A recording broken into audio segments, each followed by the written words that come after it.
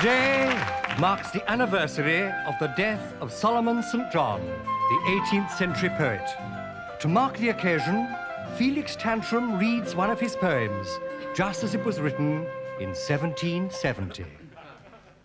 Fam and Fooven by Solomon St. John. Fam the blacksmith tolls the bells with strong and sinewy hands. He hath lofty fart to Fooven. But alas, feeth too grand. Fooven was strolling by the stream, listening as the church bells rang. They found it fad, but not as fad as the song that Fooven sang. Suddenly, the fun came out.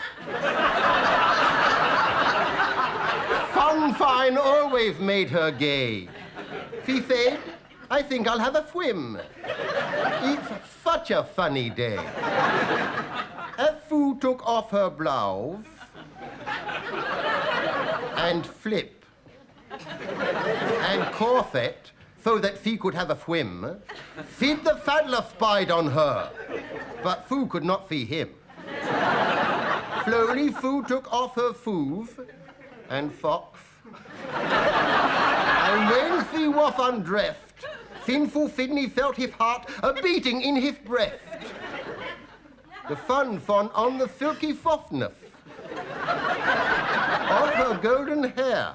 It cascaded past her shoulders and rested on her bosom there. His heart was filled with lust as Foo sauntered across the grass. He longed to stroke that tiny waist and that large, well-rounded calf.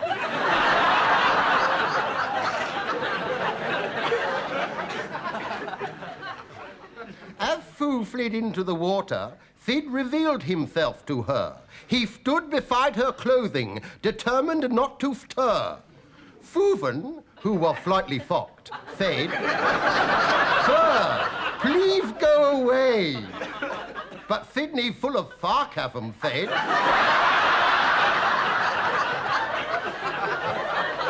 I'm here, and here I stay. Fooven picked up a saucepan, and using it to hide her feminine embarrassment, strode up to Sydney's side. First, he said, do you know what I think, you silly clot? He said, you think that saucepan hath a bottom, it hath not. The scene was set for seduction when blacksmith Sam appeared. Oh, save me, Sam, said Fooven. Sam grabbed at Sydney's beard. They wrestled and they tuffled, and their muscles shone with sweat. Sid flipped and did a somersault, dislocating his neck. As Sam held Foo in his strong arms, he felt her softly sigh. I'm yours. Feel it. Feel it with a kiss.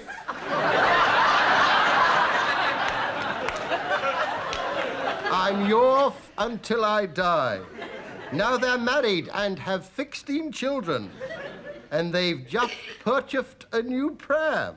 As I said before, there's no one who can ring the bell like Sam.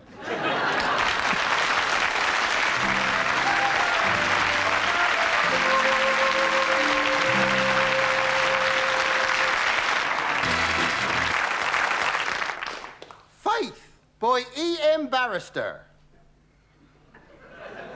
The wisest man I ever knew had a cottage outside Loo. His name was David Alexander Kidd. It was David who predicted the world would end in 1960, and for David Alexander Kidd it did. He was round his grocer's, Mr. Spicer, playing with his bacon slicer. A lovely girl. With great big knuckles. Known as Sue. when the blade cut off his hand.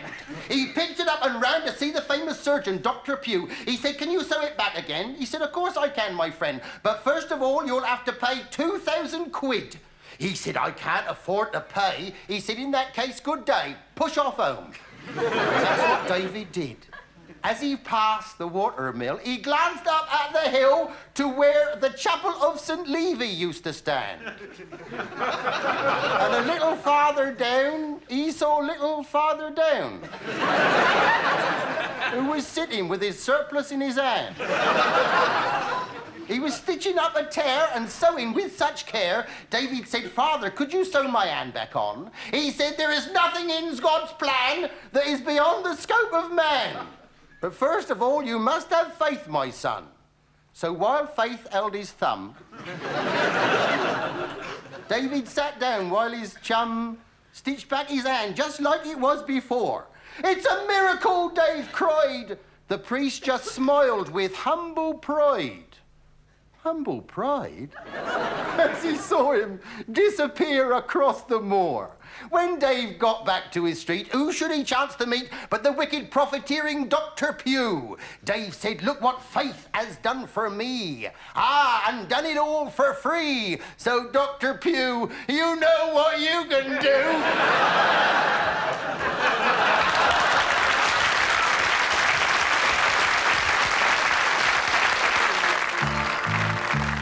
1443, in an area most uncouth, there lived a boy called Harold, a shy and sensitive youth, a very shy and sensitive youth. Oh, I know a gal and her name is Hillary. Took her for a walk down by the distillery, put her in the club and they put me in the pillory. Poor old Harry Slackbit. Gidgy then. Here, cook that over there. That's a lovely bit of muffin, eh? Oh, all that meat and no potatoes, eh? Oh, goody, I say, can Meg come out to play? No, 3 farthings. 3 farthings? Well, we've only had 12 pints. Blimey, I thought your Squire Reef was going to start pegging prices. You leave Squire Reef alone. He's promised to take me for a sail in his boat tonight. You want to watch him, girl? You get halfway across Broadstairs Bay and he'll run out of wind. No,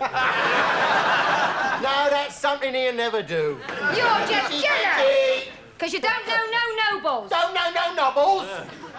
My sister got Earl coming round this evening. I bet he's not a bill-to-do. He will be if my old man catches him. Here, Harry. Yeah? Is he entitled to bear arms? Oh, yeah, bare arms, bare legs, bare anything he likes. Right, I can't stand here all day long. I shall repair to my chamber. Why, has the handle come off, has it? What's up with him? Yeah, he don't take notice of him. He got no sense of humour. They hanged his father this morning. Here, Harry. Yeah? You coming out of jousting tournament tonight? Now, them jousting tournaments are all fixed tonight. Now, look here, Lord Walton. I don't care what Lord Walton of Kent says. I'm telling you, them tournaments are all fixed. Look, the other night I went up Kenilworth. I seen the Kenilworth Crusher versus the Black Knight, didn't I? Yeah. Now, there's 2 falls each. Yeah. Then the Knight sticks his pike up Crusher's queer ass, doesn't he? Then the Crusher kicks him in the codpiece and wins by a submission in the 5th. I tell you, I seen the same jousting tournament 3 weeks ago down Windsor. They're all fixed, mate. Well. Here, cop them 2 over there, eh? Oh, lovely grub. Here. What? I don't think much of mine. Now, there you go. You see, you're jumping to conclusions again, aren't you? That's the only exercise you ever get. Look, you're assuming that the attractive one of them 2 will go for the attractive one of us 2. No, I think she'll go for you, mate. I could have got a human being for the same price, couldn't I? Hi, darling. Hello, love. How you going on? All right, eh? Yeah, how'd you like to be May Queen this year? I can fix it for you. I know Lord Morley and the judges. You must be out of your medieval mind. I'd like to be May Queen. It must be a face. It's got ears on it. I was Miss Bunstopper last year. That don't surprise me. My mum says I've got the kind of face that turns men's heads. You don't do their stomachs any good either, do you?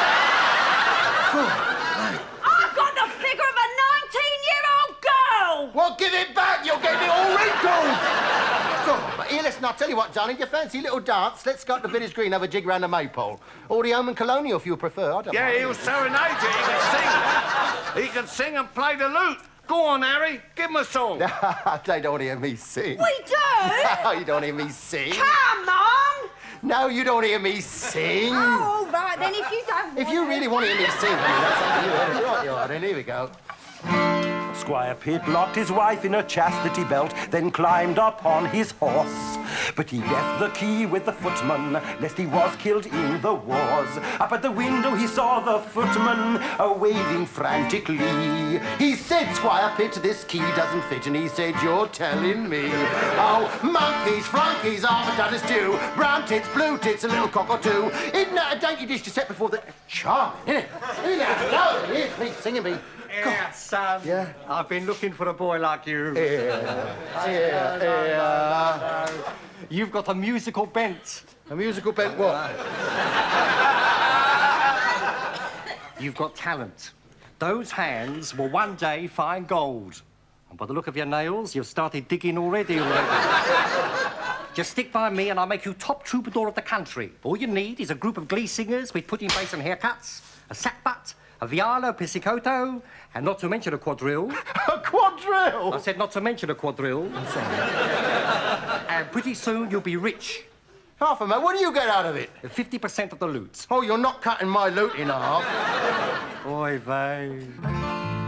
While his benefactor led the way, he followed cheerfully, but found that fame and fortune did not come easily.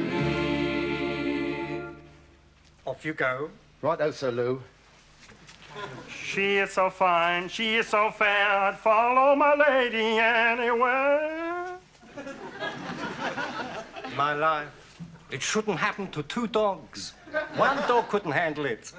Like I showed you. Oh, sorry, I forgot about that, yeah. Hello, my name is Harry Sickman. I'm my leg, keep going like number 4, and I go like this. Dang, ding, dang, ding, ding, dong, ding, dong. She is a fine, she is a fine, she is a fine. I'll follow my lady all the way to Memphis. Anywhere. Oh, yeah, but... That's good. And look, don't forget that sullen, underprivileged look. And the yodel. Here. And the kick in the air. And the strut.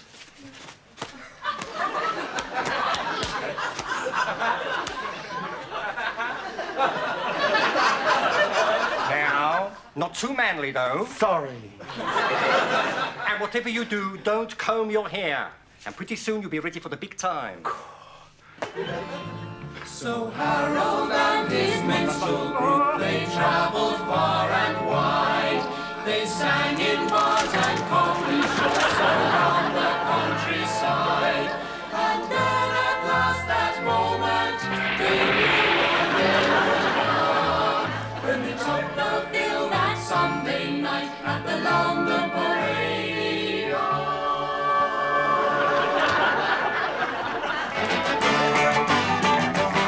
Oh, she is so fine. Oh, she is so fine. Oh, what a fun lady.